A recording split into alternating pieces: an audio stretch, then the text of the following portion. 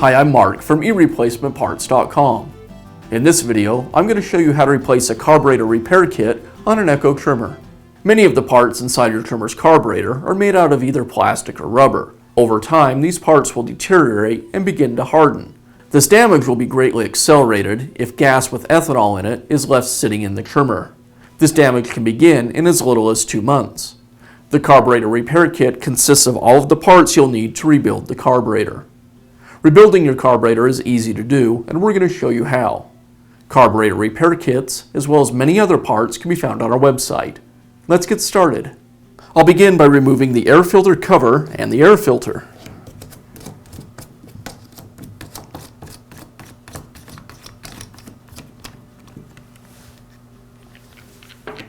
Before we remove any of the fuel lines from either the carburetor or the fuel tank, you'll want to make sure that you've drained the gas from the fuel tank.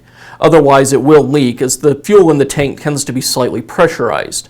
I've already drained the fuel, so we can go ahead and move on.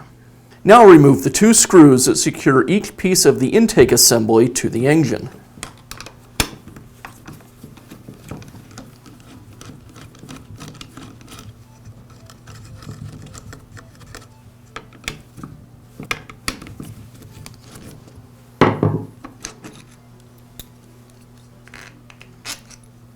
There's the air filter base and the air filter bracket. Now I'll remove the throttle cable and the fuel lines from the carburetor.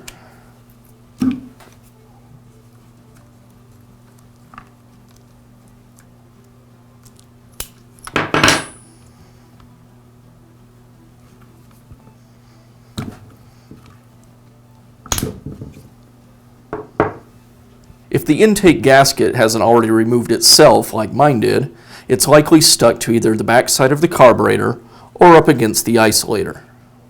Now we can clean the carburetor and install our carburetor repair kit. We'll begin the rebuilding process by first disassembling the carburetor. I'll start with the throttle body.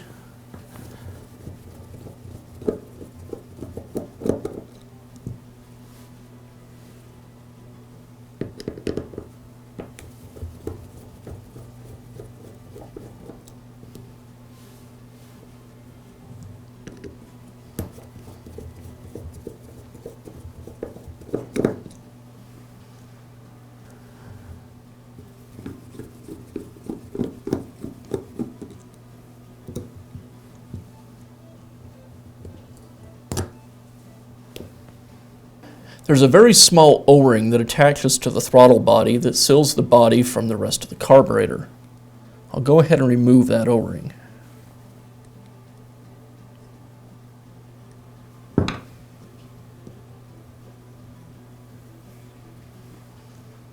Inside the carburetor body, there's a small metal roller that rides against the throttle rotor, and I'll remove that roller.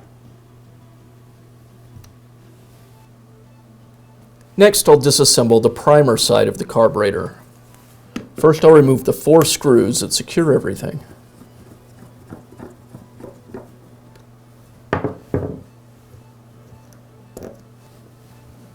I'll pull away the plate, which secures the primer bulb. One more screw will allow us to remove the primer base.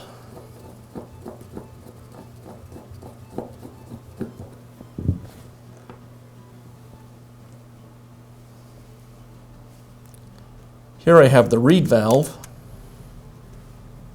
and a gasket. Also beneath the primer base and the reed valve is a small filter. I'll pull it out of the carburetor. Next, I'll disassemble the diaphragm side of the carburetor. I'll remove the 2 screws that secure everything.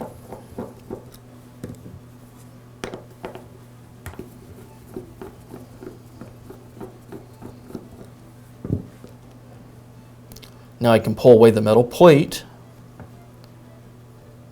the diaphragm itself, and the gasket. With the diaphragm removed, now we have access to the metering needle and the lever. I'll remove this next.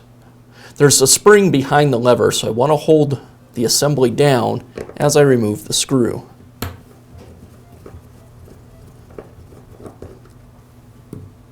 Then I'll release the tension on that spring and pull everything away.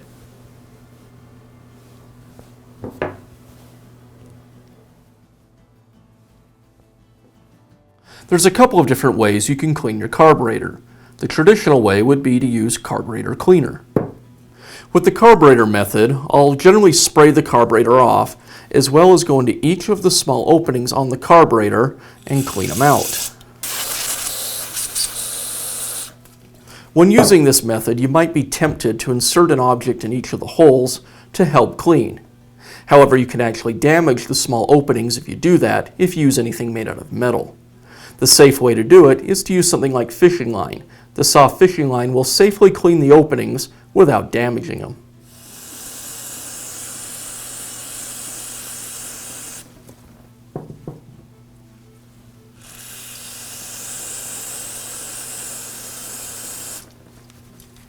Another method to clean your carburetor, and it's the method that I prefer and use myself, is an ultrasonic cleaner. The ultrasonic works by sending an ultrasonic shockwave through the water. The advantage to this system is that as long as water gets into each of the tiny passages within the carburetor, those passages will get cleaned. An ultrasonic cleaner like this can be picked up at a discount tool store for under $100, and it's really worth the investment if you do a lot of repair work yourself. To use the ultrasonic, I'll drop each of the parts I want to clean into the water. In this case, the main carburetor body, the throttle body, and the primer base. Then I'll set the amount of time I want to clean for and turn it on.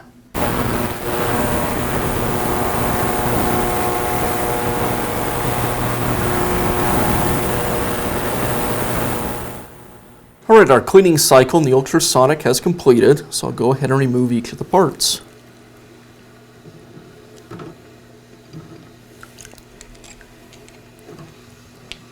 Now that they're out of the ultrasonic, I'll rinse off each of these parts with some clean water. Whether you used either carb cleaner or an ultrasonic cleaner to clean the carburetor parts, before you install the rebuild kit, you'll want to use some compressed air to blow the carb cleaner water out of each part.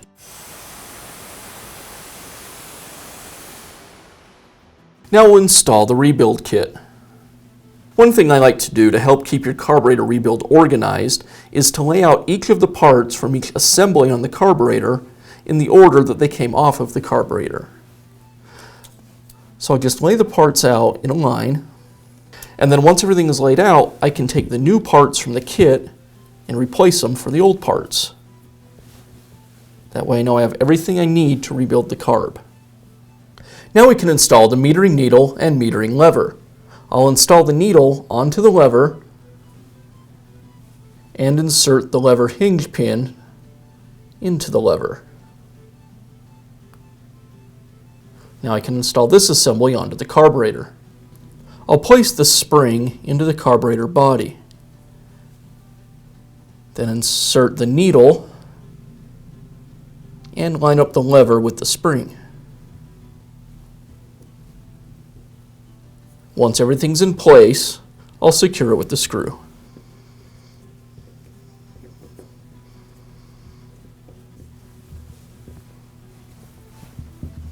With the metering needle assembly reinstalled, now we can move on to the diaphragm.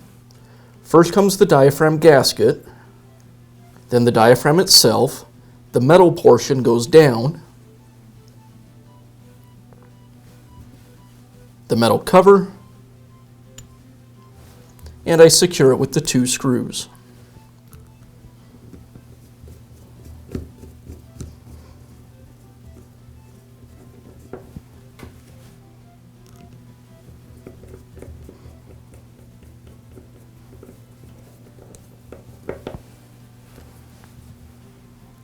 Now we'll move to the primer side of the carburetor.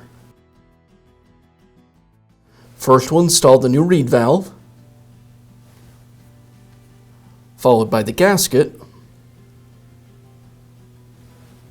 and the primer bulb base. And the base is secured with a single screw.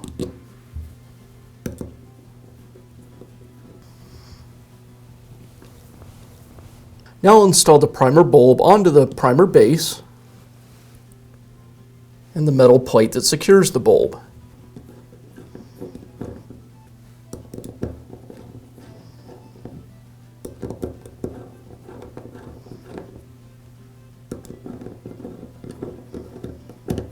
We'll finish up our rebuild on the throttle side of the carburetor. First goes the roller. Now place that tiny O-ring over the throttle rotor.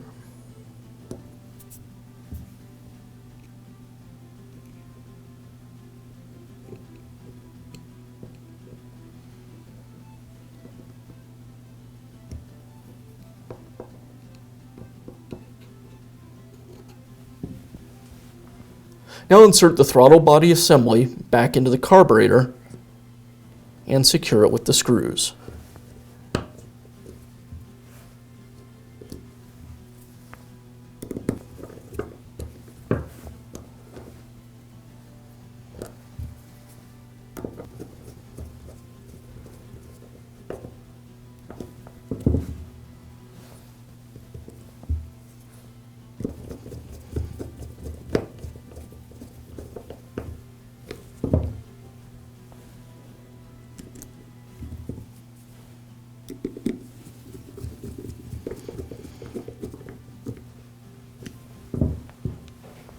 Now we'll reinstall the fuel lines and the throttle cable to the carburetor. To install the fuel lines, first I need to figure out which one is the incoming line. To do that, I just open the gas tank, look inside, and find the line that has the fuel filter attached. In this case, it's the black one. The yellow one will be the return line. Now on the carburetor, I want to find the incoming side. To do that, I'll place my finger over each of the fuel line connections while priming. One of them won't let any air out, and the other will tend to suck against my finger, and that's the incoming line. So I'll attach the incoming line to the black or incoming fuel line, and the return line, in this case, to the yellow fuel line. Now I'll reinstall the throttle cable. First I'll open up the throttle and thread the cable into the connection on the top of the carburetor. Next, I'll place the nut in its holder on the carburetor and tighten up the secondary nut with a wrench. Now I can reassemble all of the parts in the air intake assembly. I'll insert the screws through the bracket, then the brackets and screws through the air cleaner base, thread the screws through the carburetor, and last I'll install the intake gasket.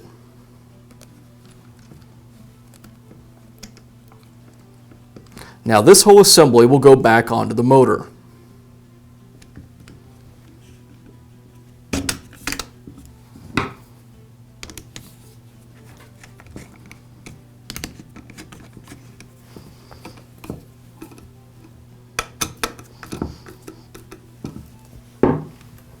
And I'll just reinstall the air filter and air filter cover.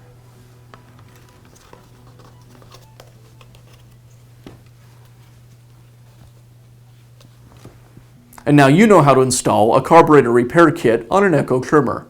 If you found this video helpful, be sure to give us a thumbs up and leave a comment.